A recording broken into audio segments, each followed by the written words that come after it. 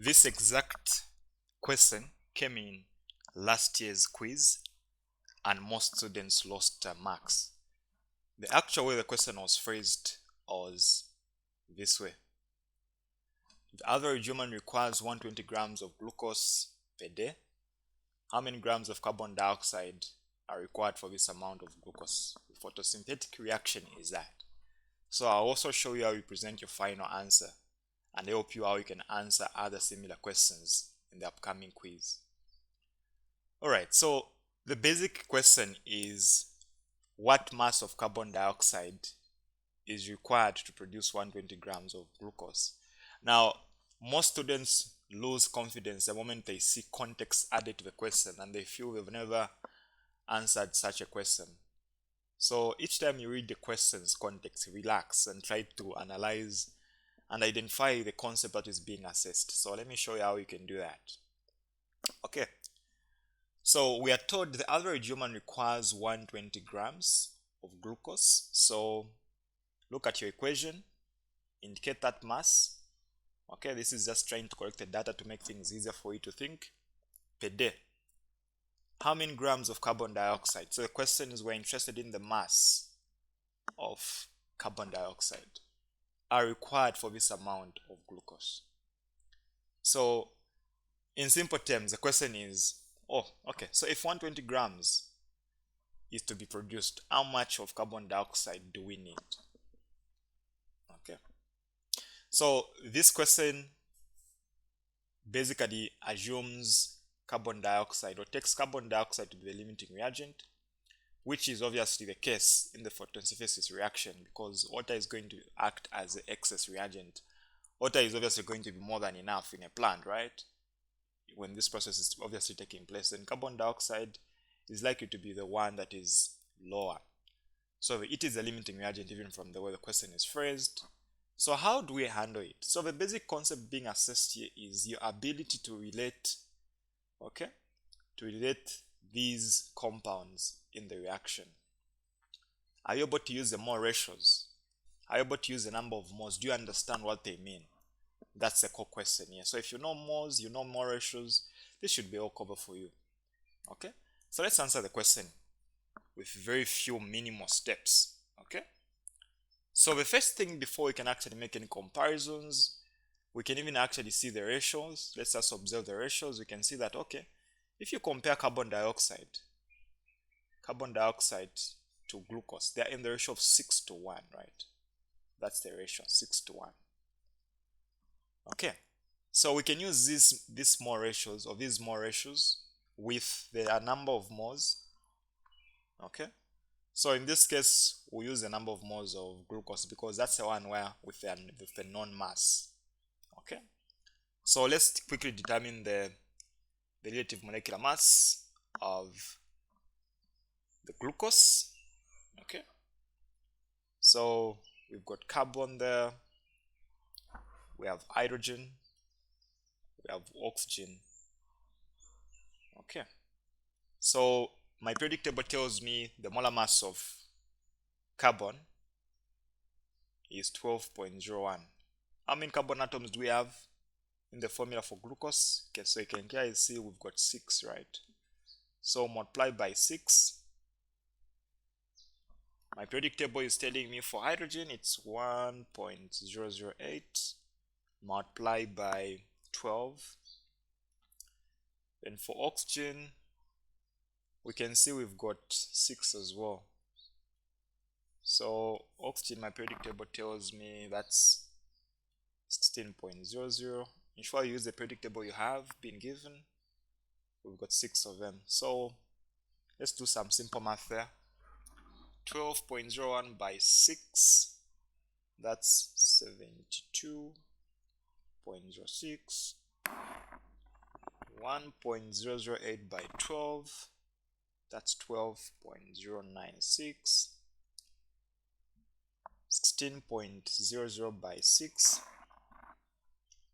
I'm getting 96.00.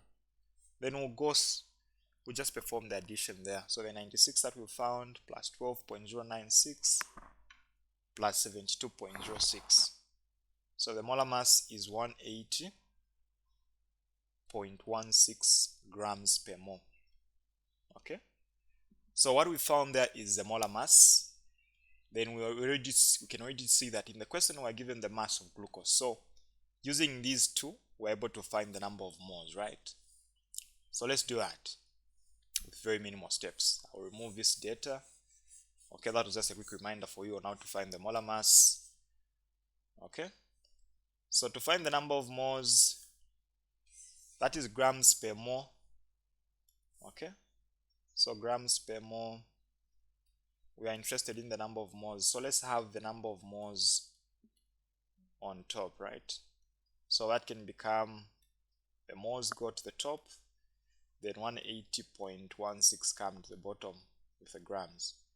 So we're interested in finding the moles, so we have to multiply by the grams, which was the mass given, so that these units can just cancel out. In other terms, we are just dividing the mass by the molar mass. Okay, I just wanted you to see how the units come about. Okay, so what you get there is what? Let's divide 120 divided by 180.16. So I'm getting 0.6661 moles. So this is the moles, these are the moles for glucose, right? So we found the number of moles, we've converted the mass to the number of moles, 0.6661. We've used the molar mass. Okay. Now when you do that, you can now use the mole ratios to compare, right? So 6 to 1. So we've got carbon dioxide. So let me start from the top. So we've got carbon dioxide, comparing it with glucose. So these guys are in the ratio of 6 to 1. I'm just looking at the balanced equation, that is 6, and that is a 1 there. Okay. So the number of moles we found are for glucose, which is 0.661. We can now just closer multiply and find the value of x, which is representing the number of moles of carbon dioxide that would be required. So you see that it's just going to be 6 times that, right? If you cross multiply, so x becomes 6 times that. So that's going to be 0.661 times 6. Okay, which will give us 3.997 moles. Alright, so from the number of moles that we found, the number of moles of carbon dioxide, we're able to now answer the question. We're trying to find the grams, right? The mass. So in the similar manner, we just need to find its molar mass. What's the molar mass of carbon dioxide? So we've got 1 carbon there. Disregard the coefficient there. So it's just carbon, we have 1 carbon, so 12.01 plus 2 oxygen atoms. Okay, so that will be 16. And again, use the periodic table you are given in your assessment. So 12.01 plus 32 there gives us 44.01. 44.01 grams per mole.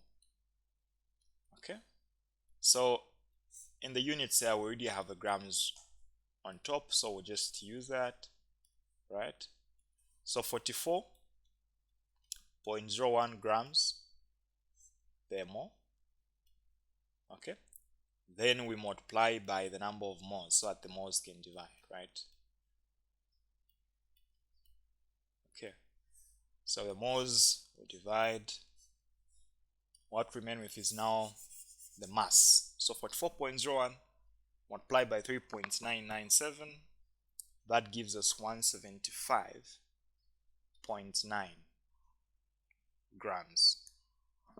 Okay, so this is the mass of carbon dioxide that was required. Now pay attention to the answer. I've intentionally left the answer to 4 significant figures because in the question the only piece of information given was a value which was having 4 significant figures. Okay, So that's very important, and go by the rules that you've learned under measurements when you're presenting your final answers. That's it, guys. If you want to access more quiz questions with solutions both in the PDF and the video form, you can use the link in the description below, and all the best as you write.